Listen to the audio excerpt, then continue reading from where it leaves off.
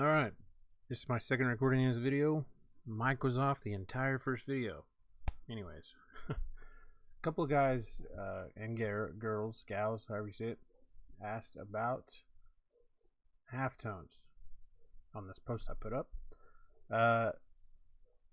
Seems to be what, and from what I see on Facebook, seems to be what most people need help with. And I also got a message from Rodney Bailey.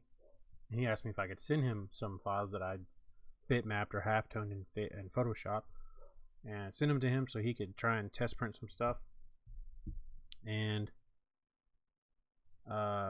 so I figured I'll send him some stuff, but I'll also make a little video at it. So, right, for starters here, I've got a image size 13 by 19. That's the size film that I use. Rodney, I don't know what size film you use. I forgot to ask. Hopefully you're using something like an Epson 1430, which will print 13 by 19, and you have 13 by 19 films. Cross my fingers. If not, I'll fix it for you. I'll hook you up, man. No worries. I use 300 DPI. Now I do use higher sometimes. If I'm designing something myself from scratch, I'll use much higher. I'll do like a 720 even. Most of the stuff people send me is 300 DPI. So that's what we're going to use just for the sake of it. So I figured, why not let's hook up Rodney with a halftone image of his name. So we'll do Rodney. And Rodney, I'm sorry, I didn't ask you here, man, if you wanted your name on the video or anything, but I'm gonna assume you're cool with it. If not, whatever, I'll redo it. So all I did here was throw in Rodney's name, Rodney Bailey, and when I first recorded this video, I did both aspects of this, and then I realized when I was done with it that it might not work. I mean, it worked, but it might not give you a good understanding of, of the whole process. So I get to redo it. So here's the text, and let's say we want to make this whole entire thing fade, or let's just say, for sake of argument here, we want to make the Rodney solid, but we want to start the fade in his last name, Bailey. So we'll fade from Bailey down. So it'll kind of look like, all this whole thing is solid, and then from here down it'll start fading.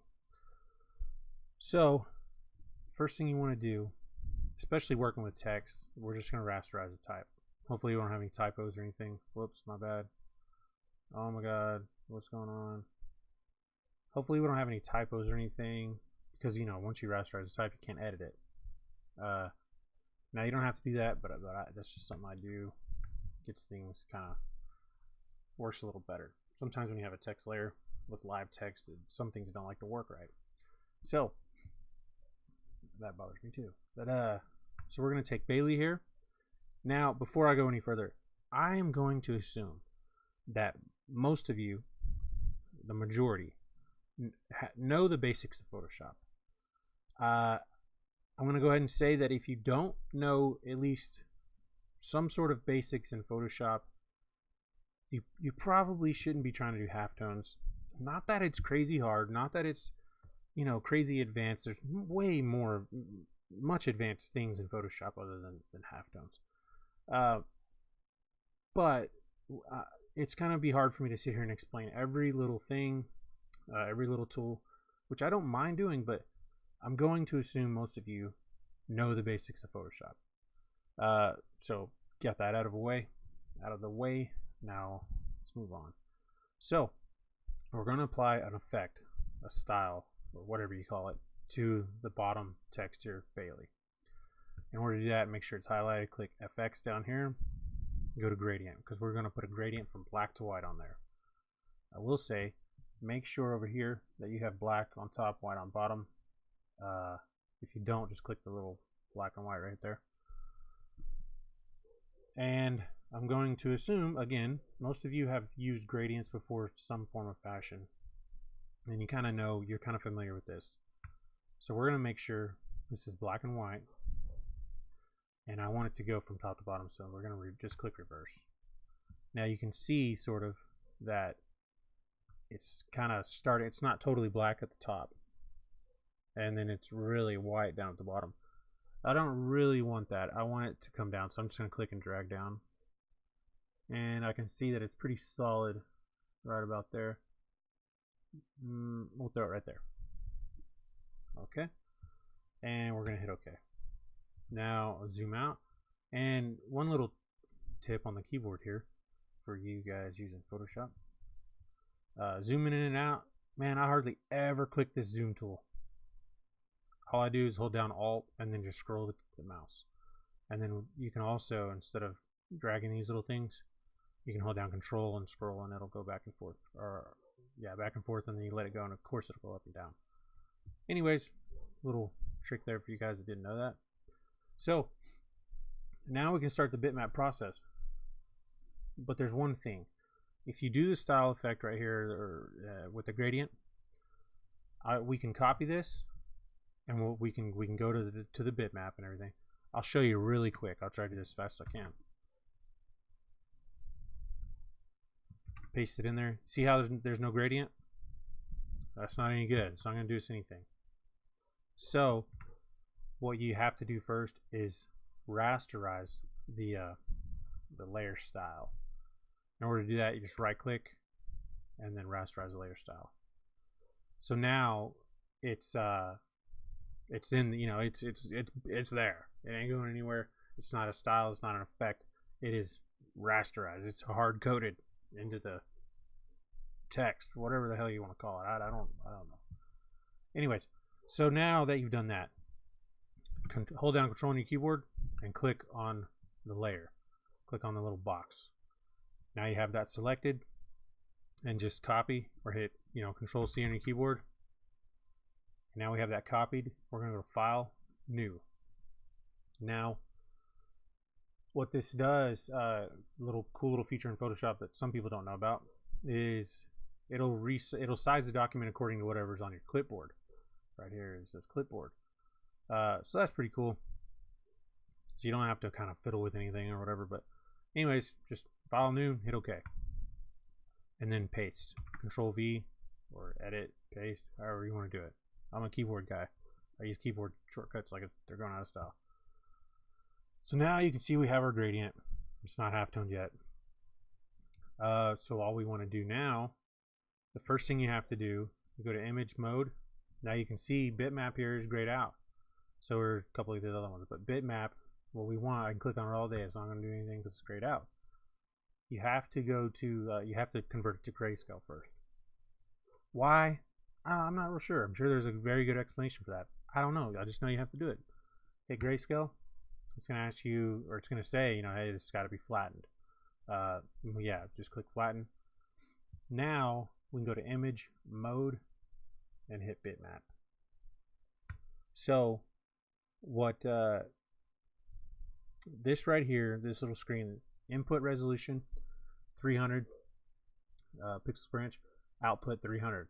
Now it gives you the option to change it. Don't change it. There's a saying in a lot of the guys that do these type of tutorials or whatever, garbage in is garbage out, and that can't be any truer. I mean, if you have a 72, you know, DPI image coming in, you can't make it come out 300. It's gonna look like crap. It's not gonna look good. You're gonna have a bad time. Okay, little South Park reference there. So, and also, you don't want to lower it either, because that would just be dumb. Why would you do that? Anyways, so don't raise it, don't lower it, keep it the same. Whatever you've got coming in, that's what's coming out. And then on the method, halftone screen, I think that's the default. Don't use these other ones, they don't really do anything. Well, not for us. They're not going to do anything on halftone for us. So click OK. Now this might, let's change this. This might say something like 45, might say something, who knows. You want to get the lines per inch that you need. Now, in order to do that, the rule of thumb that I have heard most is your screen mesh size divided by 5. I've heard a couple guys say, well, no, it's 4.5. No, it's 4.75. No, it's 4.8, pi to the second. Who knows? I don't know. I heard a few guys say 5. I've been using 5. It's worked for me. Now, if you want to try something different, go right ahead. But this is what has worked for me. So, Rodney mentioned in his messages here, I asked him what kind of what size mesh screens does he have? And he says 160s and 110s. Well, 110s are not going to work. I wouldn't even try halftones on a 110. Actually, I have done big halftones on a 110. I wouldn't try anything detailed on a 110. It's going to look weird. Unless your design specifically needs something like that, you're not going to have fun with a 110. It's not going to work. He has 160s. That'll work.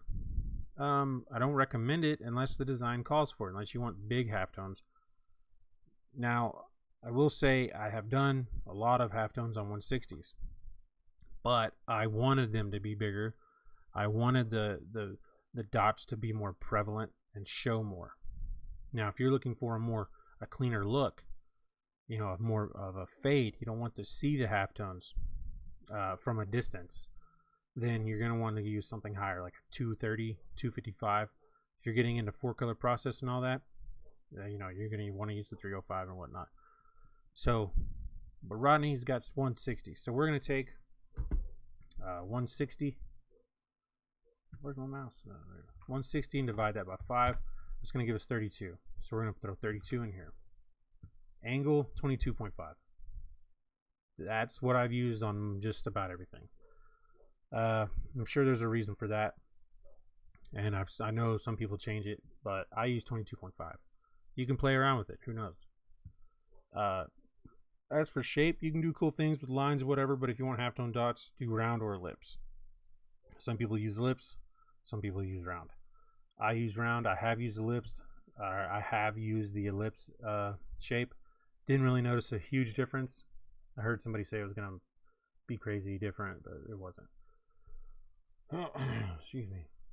Hit OK. Boom, we've got our halftones. So now these are big halftones because we're using 32 lines per inch. But it's going to give us the effect that we want from a distance. See how you still see the fade? Come in, boom. So now all we've got to do is, you know what? I just lied to you guys. I said I never used the zoom tool. And I did. Yeah. Shot myself in the foot on that one. Anyways, so you're going to want to select all. You either use Control A on a keyboard or select all. And then copy. Again, Control C on the keyboard, edit, copy. Whatever, however you copy. Go back to your original document. This is still selected. You're going to hit Control V, paste it in. Boom. There it is. Now we can actually hide the Bailey layer because that's actually going to mess with us. Well, sort of. If you look here, it's got a white border, it's kind of a white deal because we had to flatten it, so it's white around there. But and you can actually erase that. I usually don't unless I'm trying to put that on a mock-up of some sort, but whatever. So anyways, there you go. That's halftone. We literally go to File, Print, and that is what it's going to print out. Remember, whatever's white, is going to be, this won't be printed. So whatever's black. Now you will notice around here, see around the text, it's got this weird, it's kind of a pixelization around there. That's just something in photo. That's what's going to happen in Photoshop. If you used a higher resolution, like a 720 or something, that'll diminish, but it'll still be there. You just won't be able to see it as bad. But like I said, it's still going to be there. And if you use a rip, it won't be there as bad if the resolution is good. And if you look in here, you've got little squares. Photoshop's a raster program, so if everything's made out of pixels, squares, square little pixels. So in order to make a circle, you might think from a distance that hey, this looks like a circle right here. Well, it's really not. It's in the shape of a circle, but it's not a true circle. It's made out of pixels, little squares. So, you know, that's the downside of it. On a rip, those will be damn near perfect dots. I mean, that's what a rip does. Up here, you might have some issues washing out these little squares, pixels up here, starting about probably right around here. Or you might not. I don't know. I've had various amounts of luck. But let's zoom all the way out, fit it on the screen. It looks like, for the most part, we have a gradient. And you know, when you print that on a shirt, from a distance, that's what it's going to look like. And that's what you want halftones to look like. It's going to look like a fade. You know, it's going to have, on various images, it'll have depth. It'll have, you know, different, make the ink look different opacities and whatnot. So, there it is. That's the basics of halftone. So, I'll do another image later on a different tutorial on like an image that's got a lot of spot coloring, and you only want certain parts of it halftoned, which is it's almost identical to doing this, but it's just a little bit, maybe a couple things need to be said, you know, or added to it. But this is the very basic. I know some of you watching this might say, "Oh shit, that's just text, you know, in black to white, it's easy." Well, it's just the basics. Get into more advanced stuff a little bit later. So now, who was it that mentioned there should be like a condensed version? Oh, where is it? I think it was this guy, Adam. Look, man, we're just gonna call you Adam. I don't know how to say all that. Here he goes. Yeah.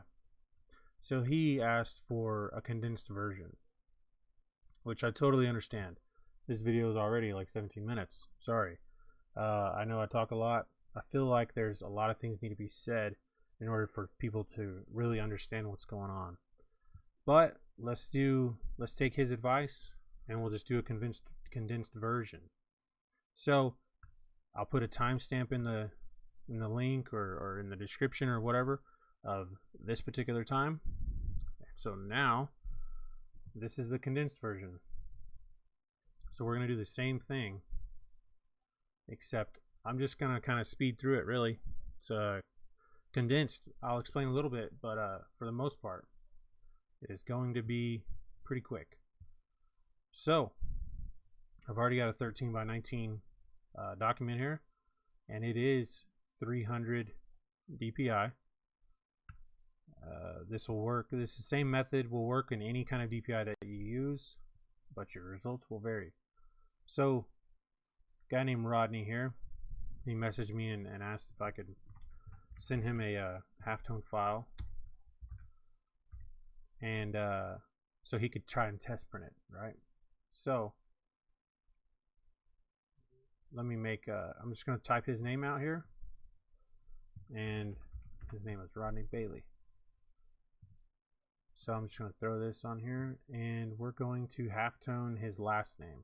We're going to halftone from the top to the bottom, but we're going to leave out the Rodney top part, just for so I can show you how it goes on one design element per se, rather than all the design. So I'm going to rasterize that type, so I have that step out of the way. You don't have to do that, but I like to do it. So we're going to take Bailey here, and we're going to apply a gradient to it.